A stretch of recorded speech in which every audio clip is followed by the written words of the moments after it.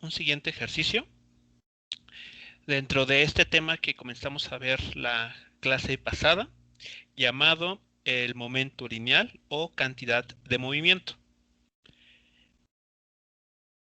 La clase pasada vimos este primer ejemplo en el de un niño al interior de un bote que lanza un cierto objeto, un paquete, con una cierta velocidad y utilizando lo que conocemos como la conservación del momento lineal, pudimos determinar con qué velocidad se estarían moviendo el niño y el bote, pensándolos como un solo objeto, además de saber en qué dirección se estarían moviendo.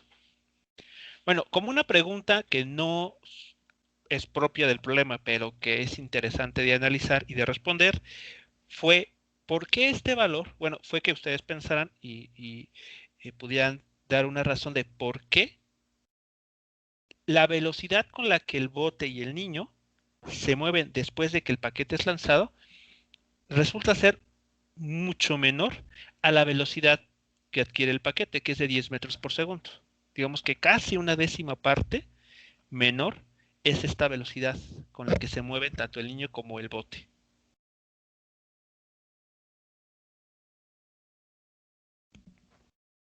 ¿A qué conclusiones llegaron? ¿A qué podrían atribuir ese, esa diferencia tan grande en cuanto a las velocidades?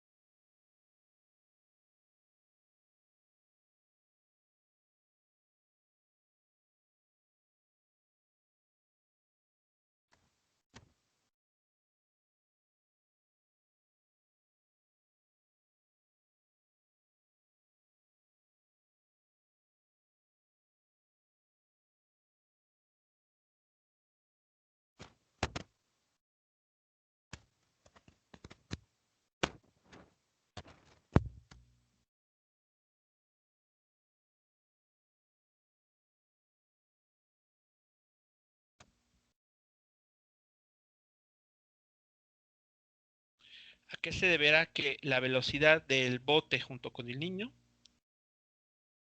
es 10 veces, es aproximadamente 10 veces menor que la velocidad con la que se mueve ese paquete o ese objeto?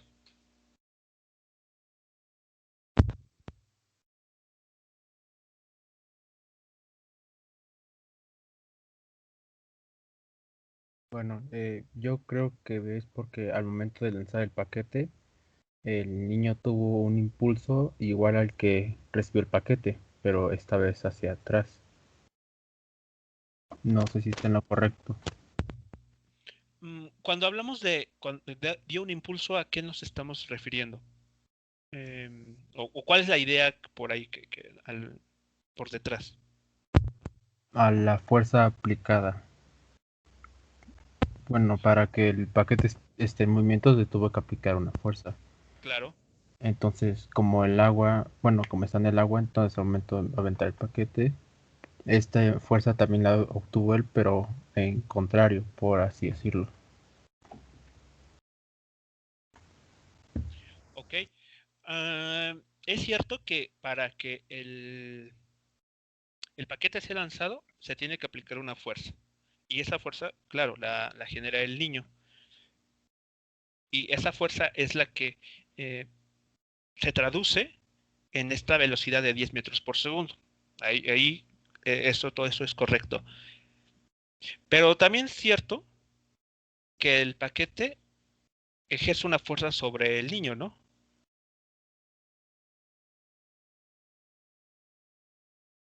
Sí, ¿Con qué?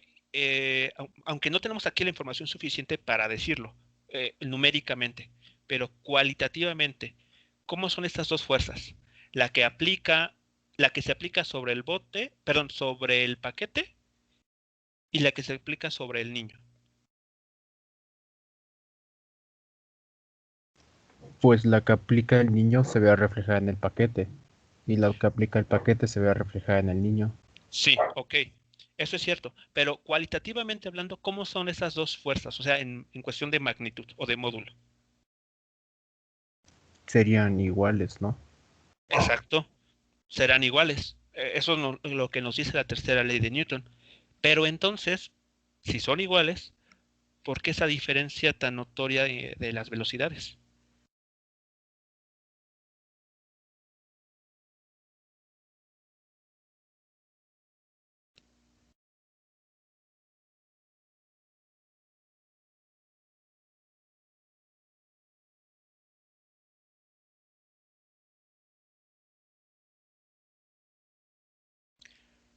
¿No debería también el niño dentro del bote moverse también con la misma velocidad de 10 metros por segundo, aunque sea en dirección opuesta? Pero ¿por qué los cálculos nos dicen que no es así?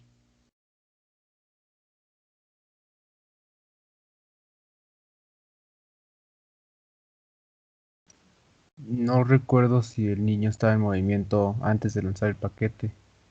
No. Inicialmente todo estaba encontrado en reposo. Estaba el niño en reposo en el interior del bote, el bote también en reposo. Digamos que está en un lago quieto, no hay río ahí, no hay flujo de agua. Y por alguna razón decide aventar ese paquete. Y por efecto de, de, de ese lanzamiento, el paquete sale con una velocidad de 10 metros por segundo hacia la derecha y tanto el niño como el bote salen moviéndose en dirección opuesta, pero con una velocidad muy pequeñita.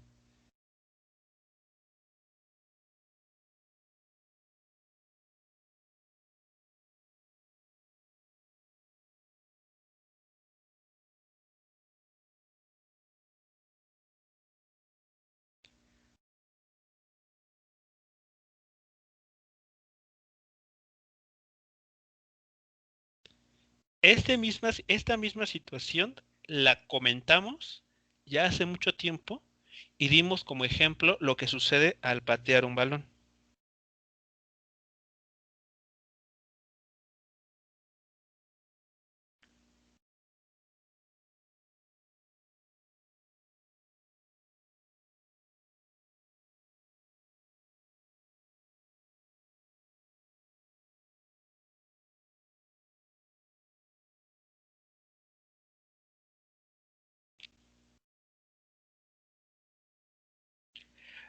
Este argumento de que la fuerza que aplica el niño sobre el paquete y a su vez una fuerza que aplica el paquete sobre el niño es cierta y si está pensada en la tercera ley de Newton también es correcto. No hay problema en ese sentido. El punto tal vez es que se nos está olvidando la última parte de la tercera ley de Newton. ¿Qué nos dice esa última parte de la tercera ley de Newton? La primera es la que todos conocemos, la que nos dicen desde el primer día que nos hablan de las leyes de Newton. A toda acción corresponde una reacción de igual magnitud y en sentidos opuestos.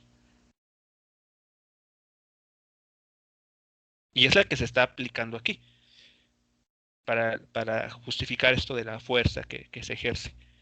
Pero, ¿qué otra parte debemos de tomar en cuenta?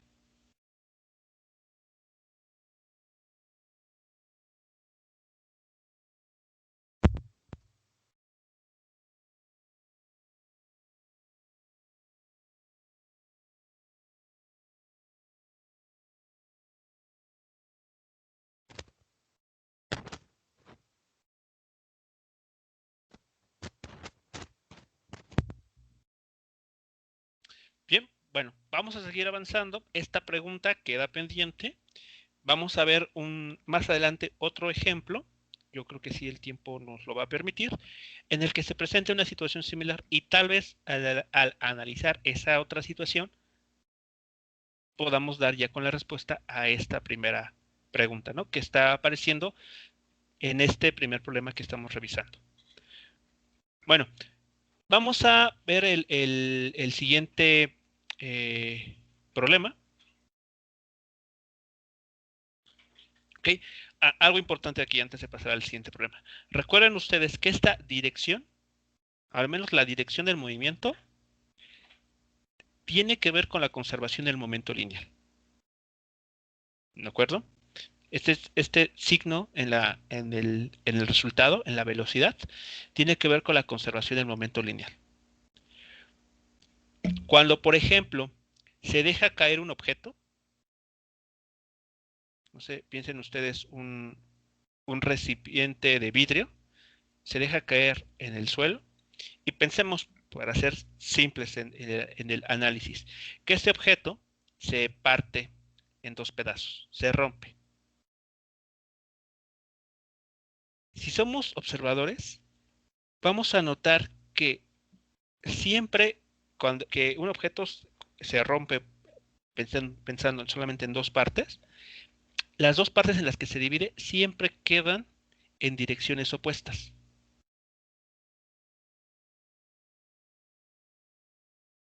Si se dividen más partes, sería muy difícil de ver este resultado, así que por eso estamos siendo muy simplistas. Pensamos que solamente se dividen en dos partes. Lo que vamos a notar es que estos dos trozos en los que se ha dividido el objeto original siempre aparecen en posiciones distintas. Y eso se debe justamente a la conservación del momento lineal. Así que cuando se rompe un objeto, hacia dónde se dirijan cada una de las partes en las que se divide está íntimamente relacionado con esta ley de conservación, la del momento lineal. Así que bueno, en la vida real, en la vida cotidiana, cuando suceden ese tipo de accidentes, podemos ver ahí eh, a primera vista este tipo de fenómeno. Así que bueno, no hay que olvidar esto, ¿de acuerdo?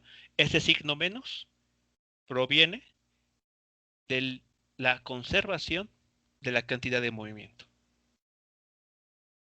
Bueno, el siguiente ejemplo que vamos a revisar es el que se muestra aquí en la pantalla ahora. Nos dicen lo siguiente. Tenemos al inicio una masa de 2 kilogramos que se mueve con una cierta velocidad y esta velocidad podemos notar que tiene tres componentes. Es decir, que esta partícula se está moviendo en el espacio. Así que aquí estamos simulando esta masa A con este punto en color azul que se está moviendo en esta dirección con una cierta velocidad. Nos comentan que esta partícula chocará posteriormente con una masa mb de 3 kilogramos que está inicialmente en reposo. Esta masa B está aquí ilustrada con este punto en color amarillo. Así que lo que está pasando es que viene la partícula A, impacta con la partícula B, que está en reposo, y después de ese choque se observa que la masa A viaja con una velocidad distinta. De hecho, la que tenemos aquí.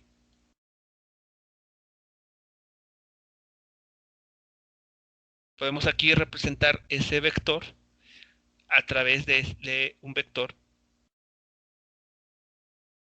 que está ahí en color verde. ¿De acuerdo? Así que la pelota, o ese objeto, después de chocar, cambia de dirección, cambia de velocidad y se dirige según la dirección de este vector en color verde. Lo que nos preguntan entonces en ese problema es determinar la velocidad con la que la masa B, es decir, la que está aquí mostrada en color amarillo, termina moviéndose o con la que se termina moviendo después del choque, asumiendo además que ninguna fuerza externa actúa sobre las masas durante la colisión.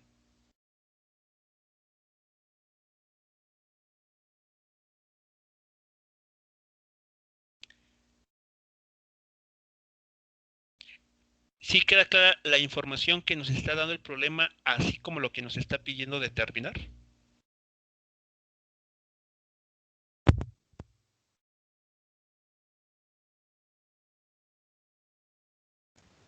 Sí, profesor. Muy bien. Bueno, pues tenemos entonces como datos la masa de ambas partículas. Conocemos solo las velocidades inicial y final de una de ellas, antes y después del choque respectivamente, y debemos de calcular ahora cuál es la velocidad con la que esta partícula en amarillo se estaría moviendo. Si se mueve, por ejemplo, en esta dirección, o se mueve en esta otra, o bueno, ¿qué pasa con ella? Bien, el problema afortunadamente nos indica algo muy importante. El problema nos dice textualmente, suponga que ninguna fuerza actúa sobre las dos masas durante la colisión. ¿Por qué ese detalle es importante que nos lo mencione o que nos haga la aclaración? Bueno, porque cuando no hay ninguna fuerza externa actuando sobre un sistema de partículas, como es en el caso de estas dos esferas o dos pelotas, sabemos que el momento lineal total va a permanecer constante, es decir, se va a conservar. ¿De acuerdo? Por lo tanto, podemos utilizar la ley de conservación del momento lineal para determinar lo que nos está pidiendo el problema.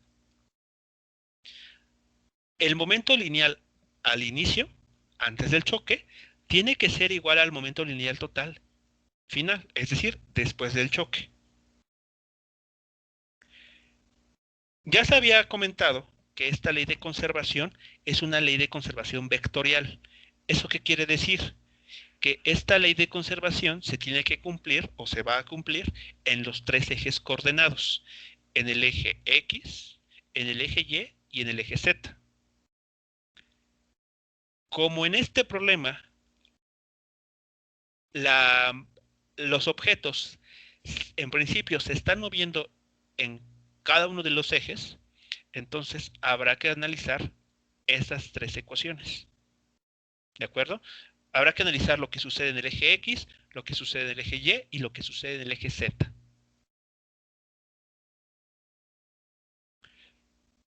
Bien, vamos a comenzar, evidentemente, por el eje X, ¿no? Esa va a ser nuestra primera ecuación a analizar. De acuerdo al problema, el momento lineal inicial, ¿qué valor, qué expresión o qué ecuación tendría, o qué forma tendría ese momento lineal inicial en el eje X?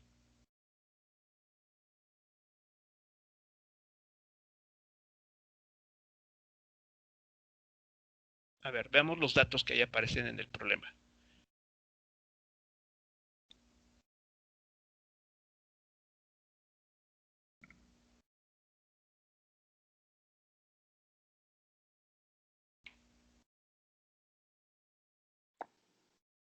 Lo de la masa uno es lo de 2 por 4i. Ok, de la masa 1, sí. ¿Habrá algún otro término antes del impacto? ¿Algún momento lineal antes del impacto? ¿O solamente el de la masa A?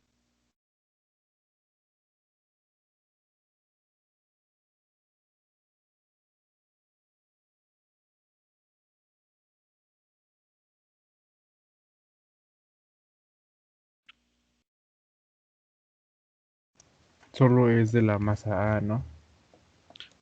¿Por qué? ¿Por qué podemos hacer asegurar eso así tan tajantemente? Pues porque dice que ninguna fuerza actúa sobre las dos durante la colisión. Entonces, antes de la colisión no debe haber ninguna. ¿Ninguna qué, perdón? Ninguna fuerza aplicada en ellas. Ok, eso es cierto, eh, pero bueno, la pregunta que estamos aquí analizando es, el momento lineal inicial, no las fuerzas, sino el momento lineal o cantidad de movimiento. es decir, el valor de esta P. En el eje X, un primer término sí va a depender de la masa por la velocidad de 4 metros por segundo. En el eje X, ¿no? Aquí está el vector Y. Pero la pregunta que planteé es si solamente tendremos ese término, solamente el de la masa A, o el que proviene de la masa A. Y si es así, entonces, ¿por qué la masa B no estamos tomando en cuenta el momento lineal de esa partícula?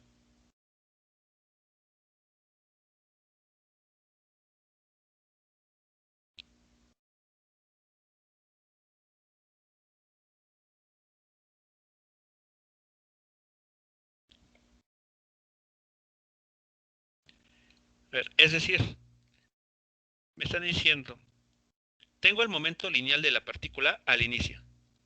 Ok. ¿Tendremos un momento lineal inicial para la partícula B? No, porque está en reposo, ¿no? Exactamente, está en reposo. Así que este término, aunque quisiéramos incluirlo, vale 0.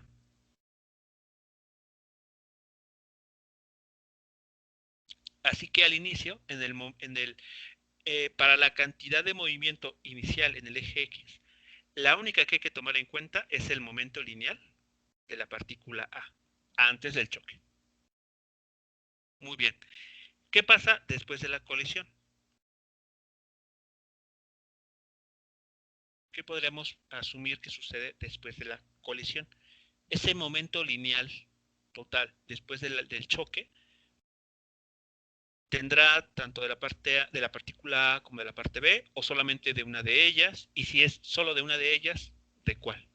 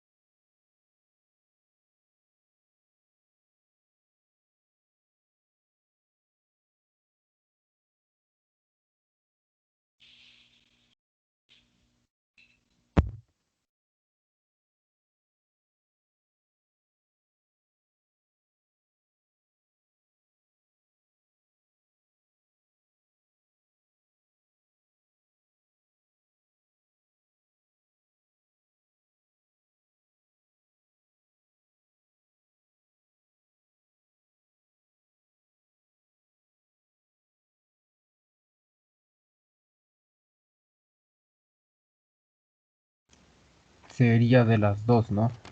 Solo que el de la segunda bola no lo conocemos aún.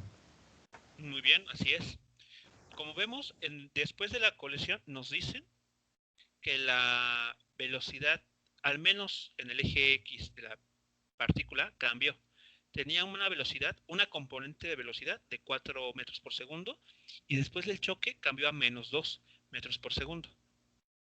Así que bueno, al menos para la partícula A, sí vemos que hay un momento lineal ahí. Pero para la partícula B, lo que podemos asumir es que sí está presente, pero no lo conocemos.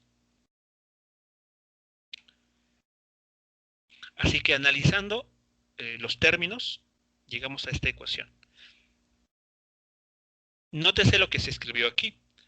Para empezar, como tenemos un sistema de dos partículas, al inicio y al final del proceso ese de colisión, vamos a siempre mencionar los momentos lineales de cada una de ellas. Recordemos que habíamos hecho el comentario, la clase anterior, de que íbamos a estar utilizando la letra V para hablar de las velocidades antes de un cierto proceso, ¿no? En este caso, antes del choque. Y la letra U minúscula para representar las velocidades de cada partícula después del choque. Bueno, como la partícula B está en reposo antes del choque, su velocidad en el eje X va a ser 0. Así que este segundo término del lado izquierdo ya no va a aparecer. Solo nos quedamos con el momento lineal de la partícula antes del choque. ¿Qué hay que tomar en cuenta después del choque? Los momentos lineales, ahora sí, de ambas partículas, porque lo que esperamos es que la partícula B también se mueva. Así que bueno, como no estamos seguros de qué tanto se va a mover y con qué velocidad, lo dejamos ahí, ¿no? Como una incógnita. Muy bien. De esta ecuación podemos notar que evidentemente el único parámetro que no conocemos es esta componente de la velocidad. Para la partícula B en el eje X. Todo lo demás es conocido, así que podemos despejar.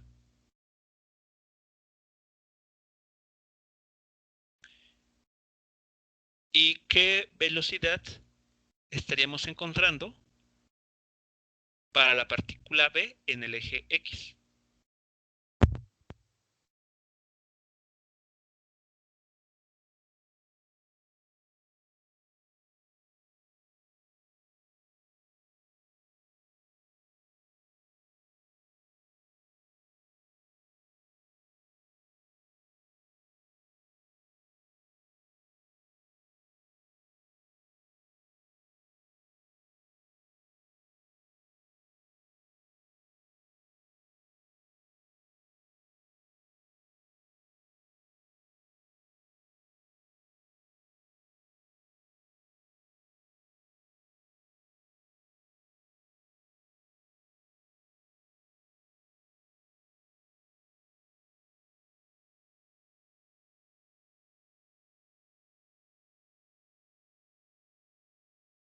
Es de 4 metros sobre segundo.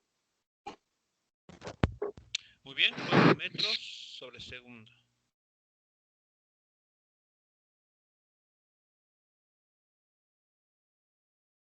Aquí vale la pena hacer el siguiente comentario. Nótese que en la velocidad final se tomó en cuenta el signo de esa velocidad, ¿de acuerdo? El menos 2 metros por segundo. Aquí hay que tomarlo muy en cuenta, ese tipo de signos.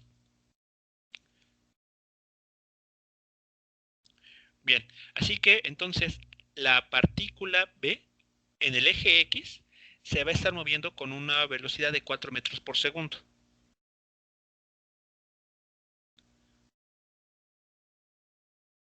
Si esta velocidad, esta componente de la velocidad la dibujáramos, para el eje X tendremos una componente, vean, paralela al eje X, en la dirección X positiva. Es decir, en esta dirección. Ahí está. Ese sería el vector, esa sería la componente X de esa velocidad de la partícula B. Bueno, ¿qué pasa ahora si analizamos lo que sucede en el eje vertical? En el eje Y ahora. A ver, de acuerdo a los datos que nos da aquí el problema, o lo que nos menciona,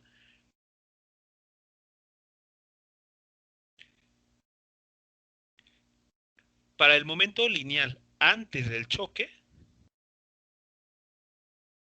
¿de qué partícula deberíamos estar considerando?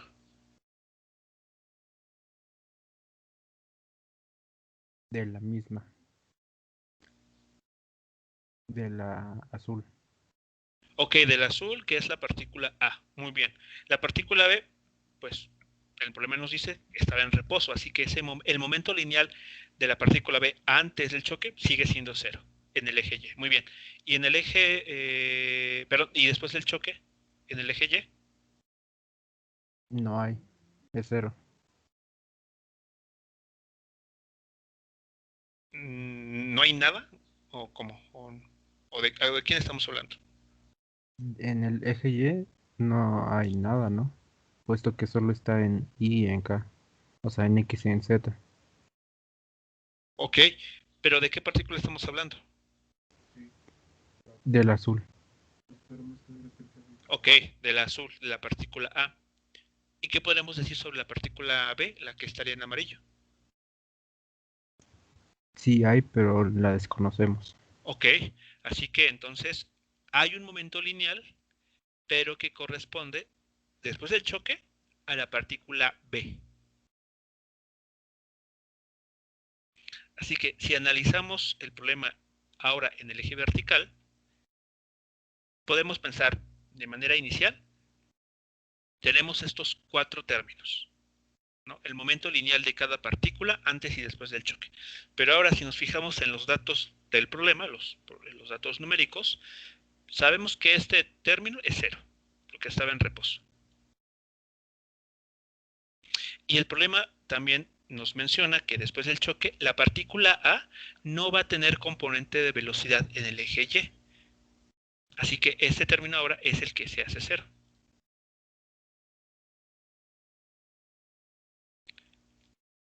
Así que en el eje Y, el único momento lineal que va a existir va a ser aquel que corresponde a la partícula B, que no conocemos, pero que podemos determinar.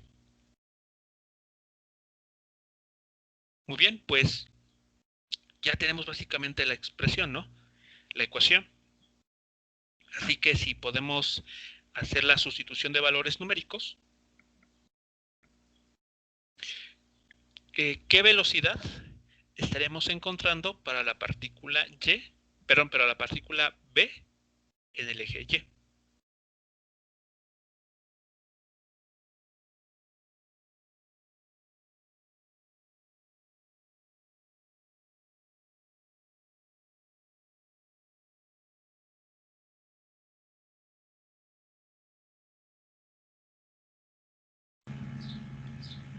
(3.33 metros sobre segundo).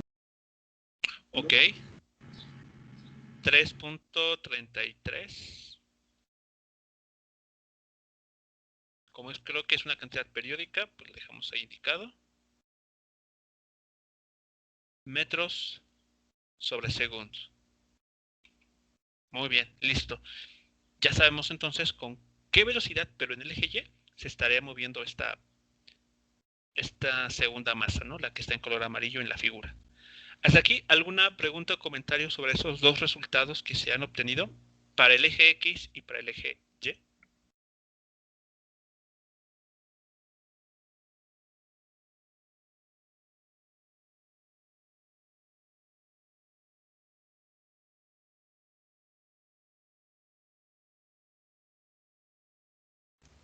Parece que no, profe. Muy bien.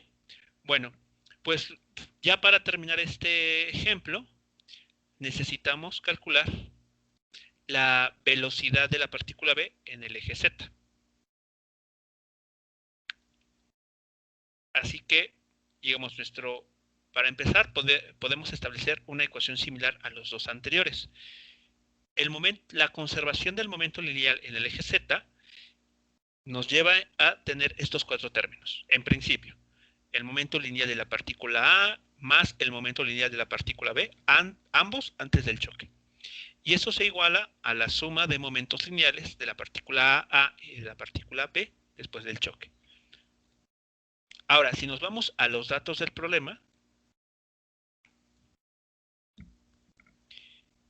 ¿con qué datos deberíamos sí estar trabajando o con qué otros datos mejor ni los eliminamos? ¿Qué podemos obtener de ahí?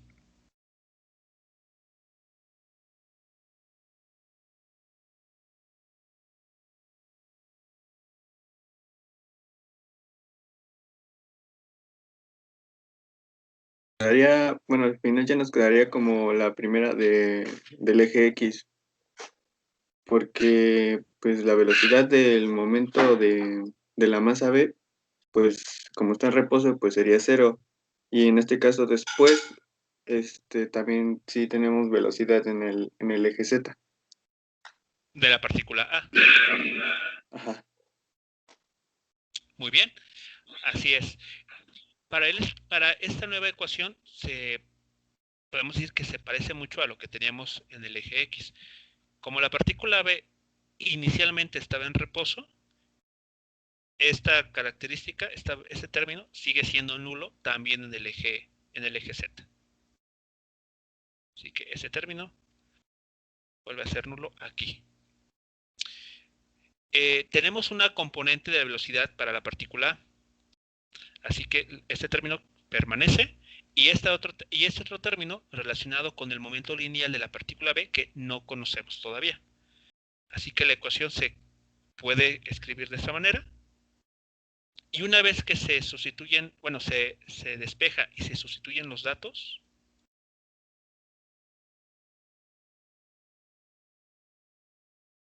¿con qué resultado nos estaríamos quedando?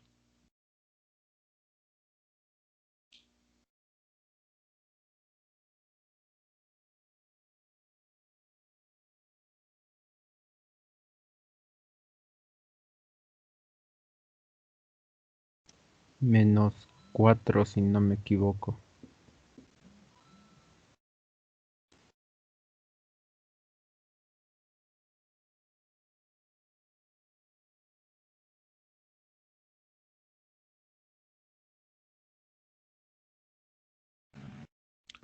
Menos A mí me 4. salió -3. A ver, como veamos aquí, serían en la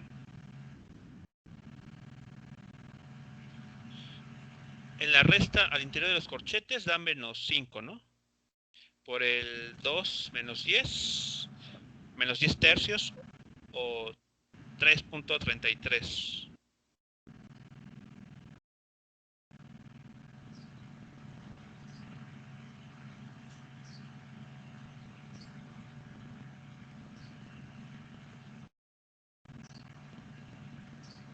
Menos, ¿no, profe? Ah, cierto, menos. Gracias. Aquí sería menos 3.33. Bueno, es un 3 periódico ahí en los decimales.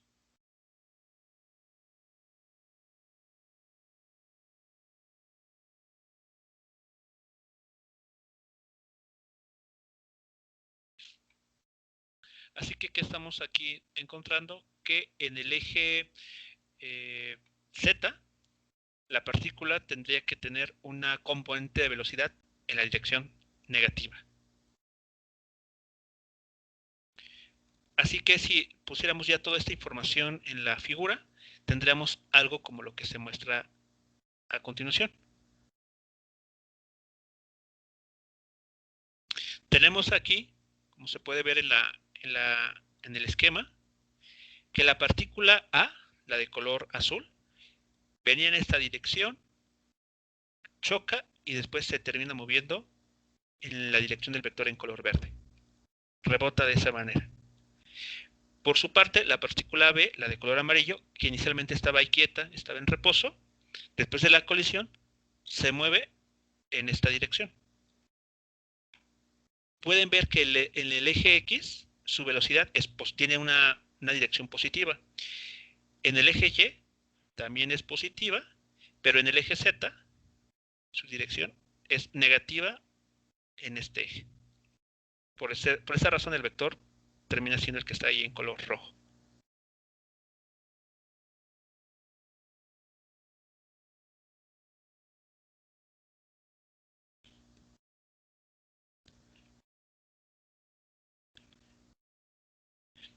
Muy bien. ¿Preguntas, comentarios sobre el desarrollo de este ejercicio?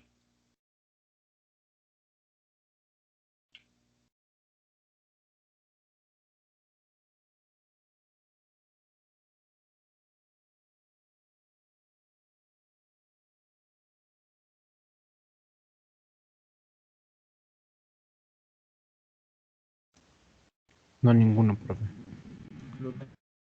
No, profe. Ok. Bueno, este ejemplo en concreto sirve para mostrar que dependiendo de la situación, se puede aplicar la misma ley de conservación, pero en cada uno de los ejes. Así que bueno, en el primer ejercicio se aplicó solamente a uno, y aquí vemos que se puede aplicar a los 3 ejes, y así que bueno, hay que tener simplemente cuidado, ¿no? con las operaciones. Muy bien. Ahora, de lo que vamos a hablar a continuación es de esta cantidad que se conoce como impulso, y que justamente cuando hablamos de la primera pregunta con la que iniciamos la sesión del día de hoy, el problema del niño y el bote, apareció, alguien lo mencionó, ¿no? El impulso. Y bueno, esta palabra impulso, como que en la vida cotidiana la solemos emplear justamente cuando queremos decir que se aplica una fuerza. De hecho, creo que es más probable que en la vida cotidiana, digamos, no, lo impulsaron, se le dio un impulso, a decir que se le aplicó una fuerza. Y no está tan mal aplicar este término, porque de hecho, como vamos a ver a continuación, realmente la cantidad llamada impulso está relacionada con la fuerza que se le tiene que aplicar a una partícula para generar un cambio en su movimiento. Bueno, este término que vamos a llamar impulso está relacionado con la fuerza a través de esta expresión. Esta es la definición más correcta de esta cantidad llamada impulso lineal. Es una cantidad vectorial, como podemos ver aquí, porque la fuerza es una cantidad vectorial. Una forma de interpretar lo que es el impulso de un modo gráfico es lo siguiente. Tenemos en esta gráfica en el eje horizontal, el eje del tiempo, y en el eje vertical tenemos el eje de una fuerza, ¿okay? El módulo de las fuerzas. Bueno, ¿qué se está representando en esta gráfica? Piensen ustedes en el ejemplo concreto de un jugador pateando un balón. Cuando el balón está moviéndose en alguna cierta dirección a lo largo del campo de juego, vamos a concentrarnos en las fuerzas que están actuando de forma lateral, ¿de acuerdo? Así que si ese balón está moviéndose, está rotando, ¿no? Se está moviendo en alguna cierta dirección, de forma lateral, no hay ninguna fuerza que esté actuando sobre este balón. Así que podemos ver que la fuerza es 0. Pero en un cierto momento, vamos a llamarlo un tiempo T1, este valor, aquí en el eje del tiempo hay un valor T1, en el que el jugador o algún jugador patea el balón. Así que aquí viene el pie del jugador que va a patear el balón. Si esta situación la pudiéramos analizar con una cámara lenta, ¿qué es lo que observaríamos?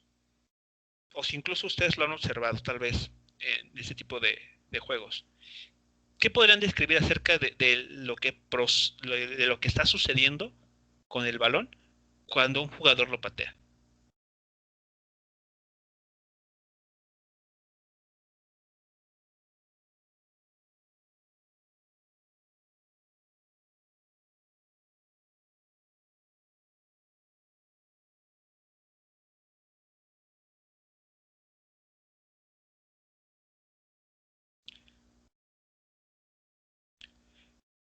¿Creen ustedes que la pelota, ese balón, mantenga su forma esférica mientras se está dando el golpe? No.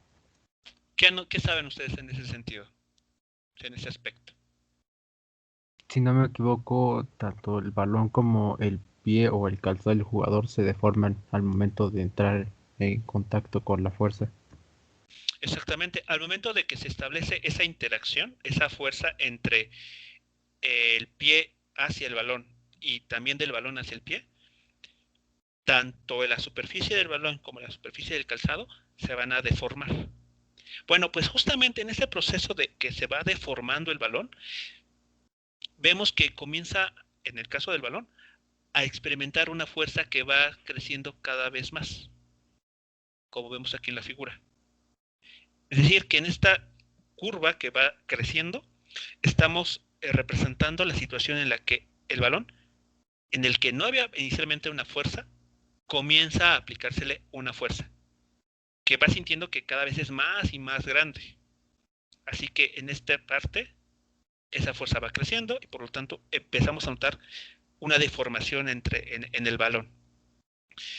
Digo, eso si lo podemos ver con una cámara lenta, así veríamos, ¿no? Es como se va deformando. Bueno, va a llegar un momento en el que esta fuerza alcanza el máximo valor. Ya no puede crecer más. Es decir, ahí pensemos que es donde la pelota se ha deformado lo más que puede, lo que puede resistir. ¿Qué va a suceder a continuación? Pues la pelota ya comienza a salir disparada, a lo que llamamos, bueno, lo que comúnmente decimos que es pateada.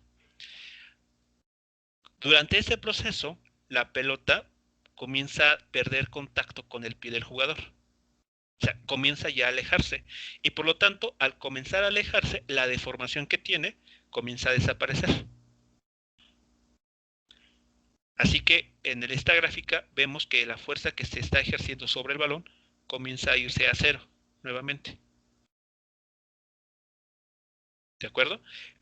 Pero como resultado de todo esto que se acaba de tomar en cuenta, es que el balón sale disparado, ¿no? Cambia de dirección. Si iba inicialmente de izquierda a derecha, gracias a la patada que le da el jugador, ahora, por ejemplo, cambiaría de dirección de movimiento e iría de derecha a izquierda, por ejemplo. O bien hasta podría salir disparada, ¿no? Con algún cierto ángulo. Bueno, pues eso es lo que estaría pasando en esta situación. La fuerza que se ejerce sobre el balón aumenta de forma muy brusca, llega a un valor máximo y después comienza a decrecer.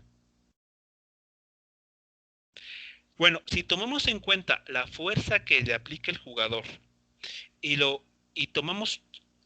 asumimos que esa fuerza depende del tiempo, si integramos desde el momento en el que se le aplica la fuerza en el instante T1 hasta el instante en el que esa fuerza desaparece o deja de ser aplicada, estamos calculando lo que se conoce como el impulso lineal. Eso es en pocas palabras el impulso. Es el área, lo podemos entender de esa manera, es el área que existe entre una fuerza, entre la gráfica de una fuerza que depende del tiempo y el intervalo de tiempo en el que esa fuerza es aplicada. A eso es lo que estamos llamando el impulso lineal. Si la fuerza es constante, si esta fuerza que aquí está escrita fuese constante, bueno, sabemos que puede salir de la integral y entonces el resultado se escribe de forma muy simple como esto. Así que, de forma muy, muy general, lo que podemos estar diciendo en este caso es que esa cantidad que llamamos impulso está relacionada con la fuerza que se aplica a una partícula y el tiempo que dura esa interacción. Vean aquí que en este gráfico la unidad para el tiempo son milisegundos. No son segundos completos, son segundos, son milisegundos. Si eso lo ponemos en contexto en un partido de fútbol, cada vez que un jugador patea un balón o toca o entra en contacto con un balón, ya sea que le da un cabezazo, le da una patada, esa interacción dura milésimas de segundo. No dura ni un segundo completo. Así que esa es la parte importante o el trasfondo del impulso lineal. Son fuerzas que, como vamos a ver en los ejemplos, son fuerzas con una magnitud enorme pero que duran o que su acción dura muy poquito. Preguntas, comentarios sobre esto que vamos a estar conociendo como el impulso lineal.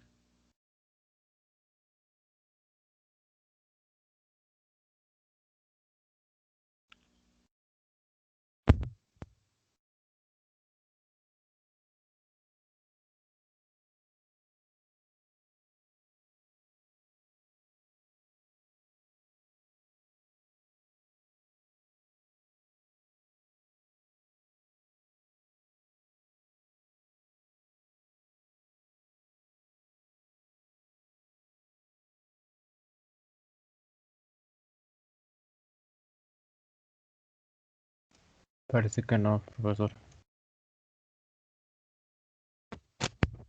Muy bien. Bueno, eso entonces es con relación a la definición real o la definición más exacta de lo que vamos a estar llamando el impulso lineal. Es una fuerza que depende del tiempo y que al evaluarla desde el momento en el que actúa esta fuerza hasta el momento en el que deja de actuar, a este resultado lo conocemos como el impulso lineal. Bueno, existe un problema en ese sentido porque para poder calcular el impulso lineal, forzosamente necesitamos conocer cómo es la fuerza en función del tiempo. Y si esto lo ponemos como en estos contextos más reales, por ejemplo, cuando una pelota es pateada, cuando, digamos, por ejemplo, en los juegos estos de billar, ¿no? Con las bolas de billar cuando impactan, realmente es muy difícil poder conocer la función de la fuerza y en términos del tiempo. Así que, por esa razón, de lo que se suele hablar es mejor de la fuerza promedio.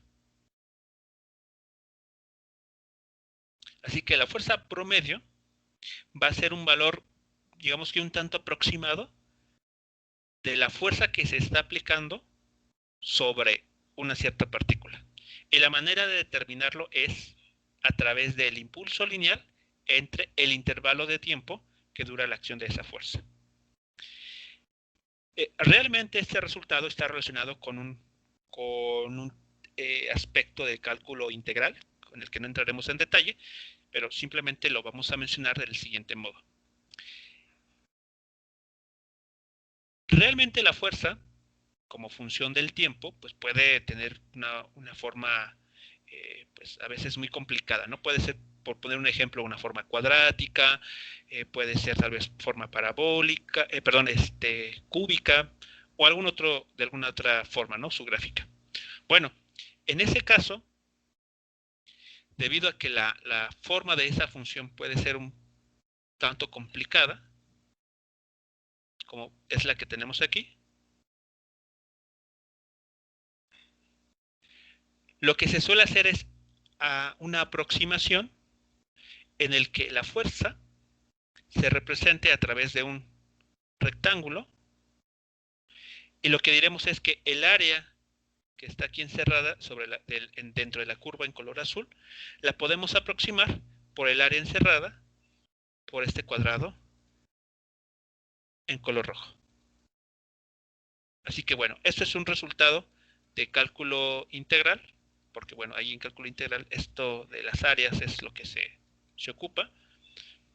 Así que bueno, sin entrar mucho en detalle, básicamente lo que estamos diciendo es, podemos calcular un estimado de la fuerza que se aplica a un objeto para generar algún cambio en su movimiento a través del impulso y de la duración que tenga esa fuerza, ya sea un segundo o incluso hasta tiempos mucho más pequeños. Vamos a ver a continuación unos ejemplos en los que pongamos en práctica todos esos conceptos para ir ejemplificando.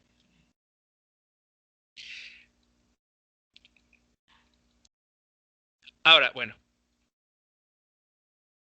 hace unos minutos se comentó lo siguiente. El impulso se calcula a través de esta integración. pero también se hizo el comentario de que a veces esta fuerza es muy difícil de conocer. Realmente, si uno quisiera, eh, para alguna aplicación, algún proceso, querer saber cuánto vale esta fuerza, va a ser muy complicado de saberla. Así que hay que establecer alguna forma, alguna ruta alternativa para poder conocer el valor del impulso lineal. Así que de lo que vamos a hablar a continuación es justamente de esa forma alternativa en el que podamos determinar el impulso lineal sin necesidad de conocer la fuerza en función del tiempo. Y ese resultado se conoce como el teorema el teorema impulso-momento lineal. Bien, ¿qué nos dice este resultado? Bueno, tenemos lo siguiente. En estos primeros dos términos de esta ecuación, tenemos la definición ya mencionada del impulso lineal. El vector J igual a la integral de la fuerza en un cierto intervalo de tiempo. Donde este intervalo de tiempo justamente es cuánto dura o está relacionado con cuánto dura esa fuerza aplicada. Bueno, si recordamos lo que se platicó hace algunas clases, sabemos que la fuerza genera cambios en el momento lineal de una partícula respecto al tiempo. Así que la fuerza la podemos reemplazar por el efecto que tiene. Modificar el momento lineal de una partícula respecto al tiempo. Si se sigue el proceso de integración, como se muestra aquí, concluimos que toda esa integral se puede resumir en lo siguiente. Como la diferencia de los momentos lineales de la partícula en el instante 2 menos el momento lineal de la partícula en el instante 1. O en pocas palabras, el cambio en el momento lineal. Así, de forma muy simple. ¿De acuerdo? Ese es el resultado que nos va a permitir conocer el impulso lineal sin necesidad de realizar este proceso de integración. ¿En qué hay que fijarnos simplemente? En los cambios del momento lineal de una partícula.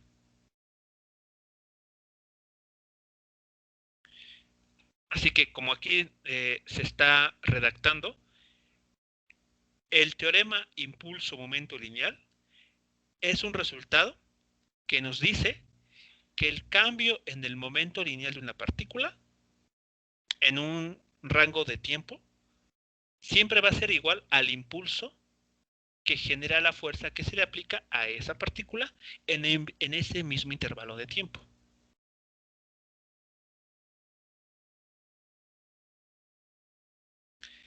En otras palabras, y de forma muy simple, vamos a ejemplificar del siguiente modo. Imaginen ustedes que tienen un objeto y de ese objeto conocen cuánto vale su momento lineal. Ese objeto se está moviendo en alguna dirección. Entra en una región en la que nosotros no conocemos qué hay dentro. Como una especie de caja negra. No sabemos qué hay en su interior. Pero vemos que después de cruzar esta región, esta partícula tiene un momento lineal distinto.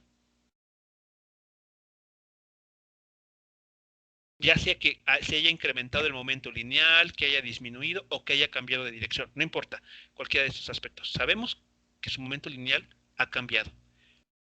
¿Qué conclusión podrían obtener sobre lo que pasó aquí, en esta región, con ese signo de interrogación?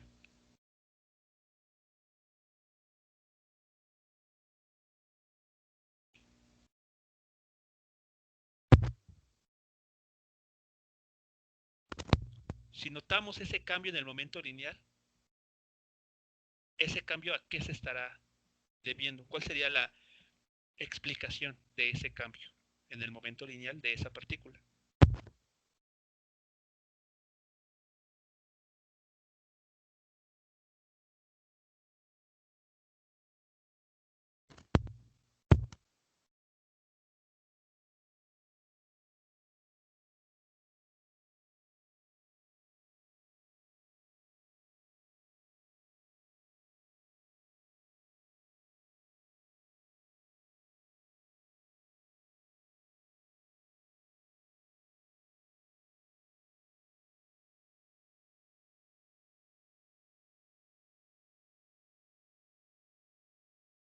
Podría ser que dentro de esa, como, bueno, dijo que era como una tipo caja, pues podría ser que actúa otra fuerza sobre la partícula.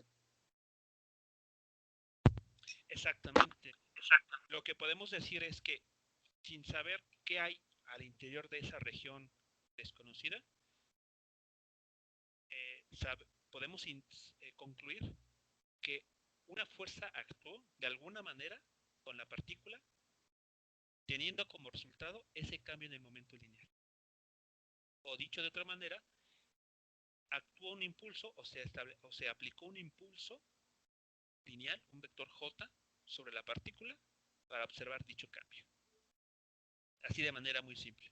Así que cuando cuando el momento lineal de un objeto cambia, quiere decir que se le aplicó un impulso lineal. O en otras palabras, una fuerza actuó durante un intervalo de tiempo. Por muy pequeño que haya sido ese intervalo de tiempo, una fuerza se aplicó y logró ser capaz de modificar el momento lineal de la partícula.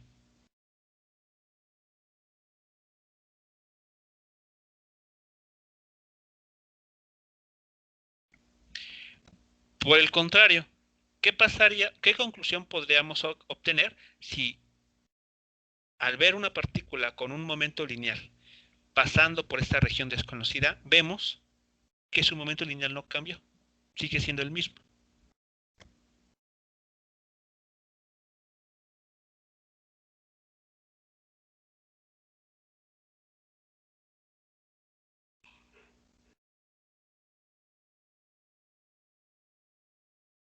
Que no habrá fuerza que actúe sobre ella. Bueno, otra fuerza.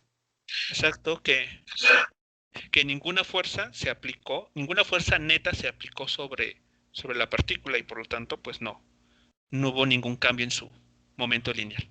Eso es básicamente lo que nos está diciendo este resultado.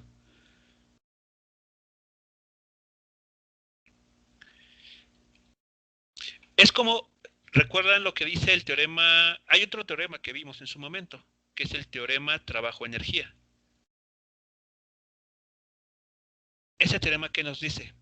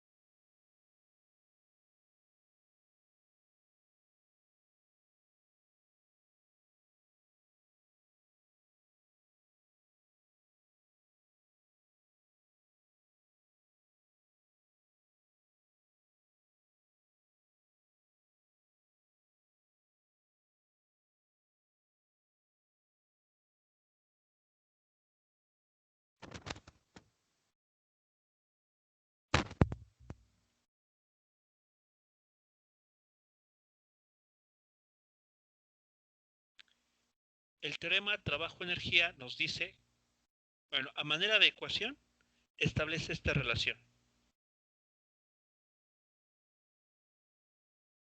Nos relaciona el trabajo mecánico aplicado por una fuerza sobre una partícula y el cambio en la energía cinética de esa partícula. Si notamos que ese cambio en la energía cinética es mayor, o mejor dicho, si vemos que la partícula aumenta su energía cinética, es decir, se mueve con mayor velocidad, decimos que entonces que se realizó un trabajo positivo, ¿no? Un trabajo sobre la partícula. Es decir, así en palabras muy simples, se le agregó energía. Por el contrario, si vemos que hay un decremento en su energía cinética, es decir, su velocidad disminuye, nuestra conclusión es que se aplicó un trabajo mecánico desde ese sistema, o en otras palabras, que se le extrajo energía, ¿no? A ese sistema de partículas o a esa partícula. Así que algo similar está sucediendo aquí. Digamos que es una versión vectorial, es una versión vectorial del teorema trabajo-energía. Mientras que si no hay fuerza presente, no hay trabajo mecánico, y si no hay trabajo mecánico, la energía cinética final es igual a la energía cinética inicial. La partícula no experimentó cambios en su velocidad. Lo mismo estaría sucediendo aquí. Vean, si no hay fuerza aplicada, no hay impulso, y si no hay impulso, no hay variación en el momento lineal.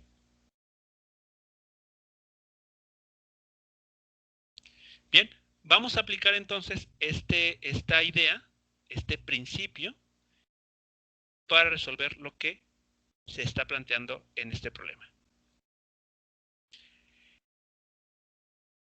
Nos comentan lo siguiente. Una pelota de tenis con masa ahí mostrada de 0.06 kilogramos y con una rapidez de 25 metros por segundo, golpea una pared con un ángulo de 45 grados, como se muestra en la figura, y rebota con la misma rapidez y con el mismo ángulo respecto a la pared, ¿no? De 45 grados, como también se muestra en la figura. Nos preguntan, ¿cuál será el impulso, tanto en magnitud como en dirección, dado a la pared? Eso es lo que nos están preguntando en esta situación. Antes de comenzar a realizar algún cálculo, ¿queda clara la información que el problema está mostrando? Así como el fenómeno o el proceso que nos pide analizar.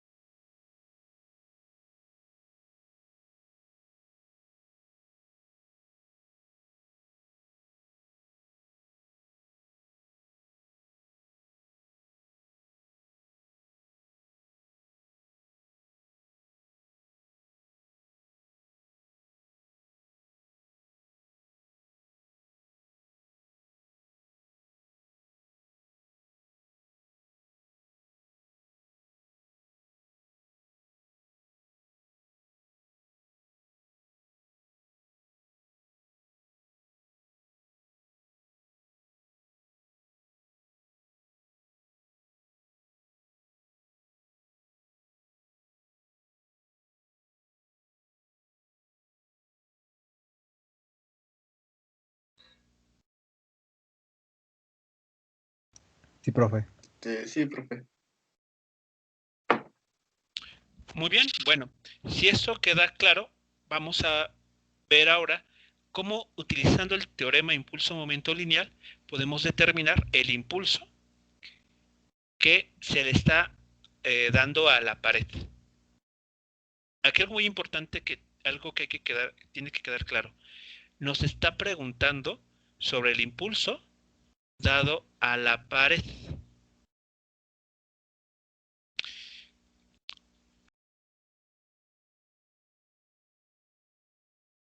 A ver, analicemos una vez más este resultado anterior. Si aquí estamos calculando el cambio en el momento lineal de una partícula, este J que está aquí es el impulso que se le dio a esa partícula. ¿Sí queda claro esta idea? Si calculamos el cambio en el momento lineal de una partícula, es equivalente a determinar el impulso que se le dio a esa partícula. En el ejemplo, vamos a regresarnos aquí a la pizarra anterior.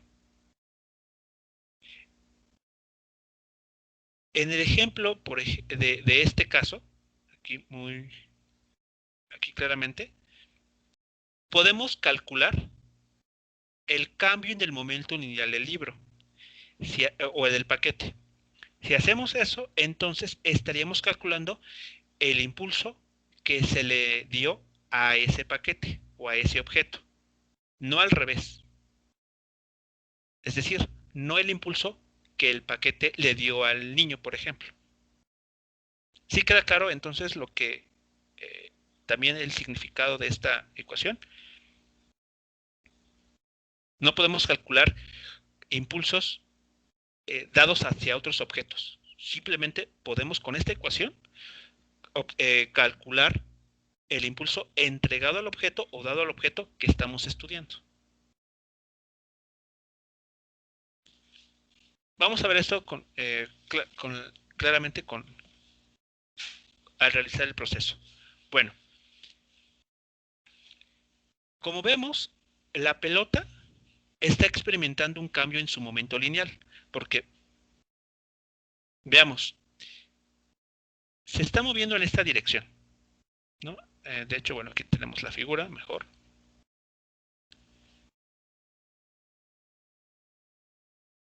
Vamos a utilizar esta figura. Vean, la pelota inicialmente se está moviendo en la dirección aquí mostrada. Llega a la pared, rebota y cambia de dirección. Aunque podríamos decir que no experimentó cambio porque su velocidad antes y después del choque fue de 25 metros por segundo, sí debe de quedar claro que hubo un cambio en su dirección. Y eso ya en automático sí nos habla de un cambio en el momento lineal. Aun y cuando la velocidad sea la misma antes y después del choque. Lo que cambió aquí fue la dirección de movimiento. Así que este delta P no va a ser cero. Va a ser diferente de cero porque sí hubo un cambio en la dirección de movimiento de esa pelota. Bueno, vamos a analizar a detalle cómo es ese cambio en el momento lineal para justificar estas ecuaciones que aquí aparecen. Vamos a concentrarnos en esta imagen que tenemos aquí de la pelota antes de chocar contra la pared y vamos a construir un sistema de referencia en ese punto. Ahí está más o menos. Este es el eje X y el eje Y. Viendo este sistema de referencia, ¿en qué cuadrante estaría definido nuestro momento lineal inicial antes del choque?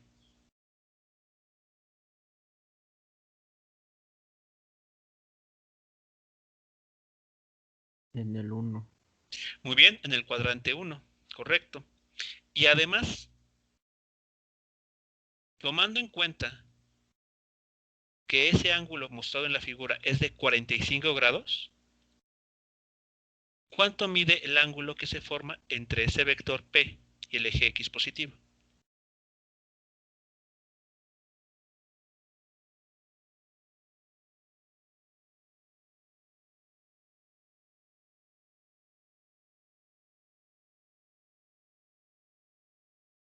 Sería el mismo, ¿no? Si pudiéramos ser más específicos. El ángulo sería el mismo en el primer momento. ¿Ok? El ángulo de 45, que el problema nos dice que se forma entre la pared y la dirección de movimiento, es el mismo que se estaría formando entre la dirección de movimiento y este eje X que estamos construyendo. Es en color rojo. Así que también aquí este ángulo mide 45 grados. Bueno, esta construcción nos permite verificar que esta ecuación que está aquí escrita es correcta o es cierta. Vean, el momento inicial de la partícula 1 sabemos que siempre es igual a la masa de la partícula por la velocidad que tenga la partícula. Esta velocidad, antes del choque, vimos que está en el primer cuadrante, así que sus dos componentes tienen que ser positivos. Y desde el primer parcial en su momento, cuando construimos la forma de calcular las componentes de un vector, sabemos que siempre es el módulo del vector por el coseno del ángulo que hace con el eje X positivo. Así que, pues este ángulo es de 45 grados, el mismo que se está formando en este vértice. Así que bueno, a menos de que alguien tenga alguna duda de cómo se obtuvo este resultado, espero que entonces sea claro que esas son las componentes de la velocidad de este vector en color verde que ocurre antes del choque. Está en el eje, en el primer cuadrante, donde ambas componentes son positivas, y como el ángulo que se está formando en ese vértice es de 45, por lo tanto este otro ángulo en este otro vértice también es de 45 grados.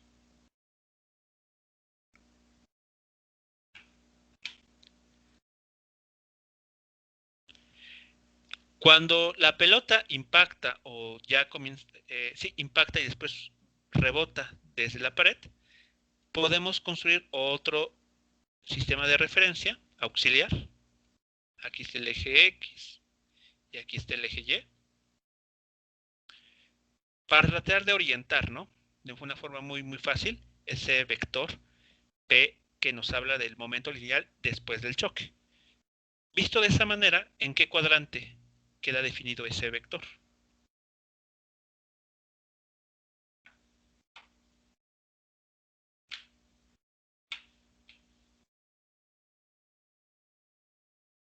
En el segundo. Muy bien, en el segundo cuadrante. Y además, vemos que como el ángulo con el que sale, ¿no? Respecto a la pared es de 45 grados, entonces este ángulo que se forma de este otro lado del vector también es de 45 grados.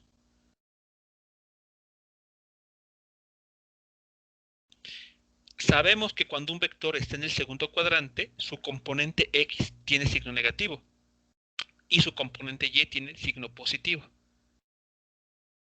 Así que yo espero que no sea sorpresa que las componentes de este vector velocidad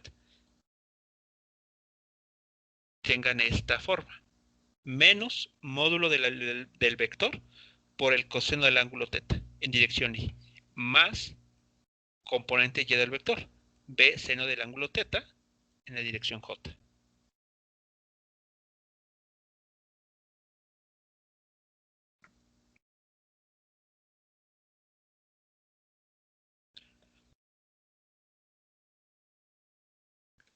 Muy bien, hasta aquí. ¿Alguna pregunta o comentario sobre esa primera parte del procedimiento?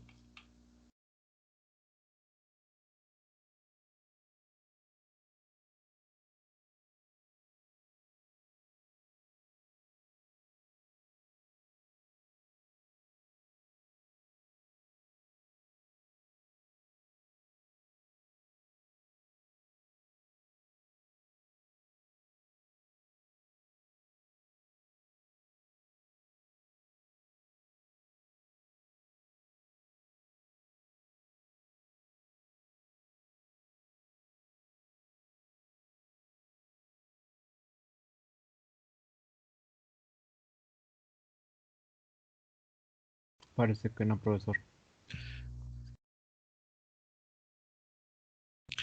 Bien, bueno, vamos a dar una pausa al desarrollo de este problema. Así que bueno, hasta este momento hemos escrito el valor del momento lineal de esta pelota antes y después del choque con una pared. Ahora que terminemos de dar un periodo de descanso para la siguiente sesión, vamos a ver, ¿no?, cómo esto se relaciona con lo que nos pide el problema, que es determinar el impulso que se le da a la pared. Bien, en el chat tienen el link para registrar asistencia, así que bueno, estaremos retomando la sesión aproximadamente a las 10:40 40, dentro de unos 15 minutos aproximadamente, para continuar con este caso.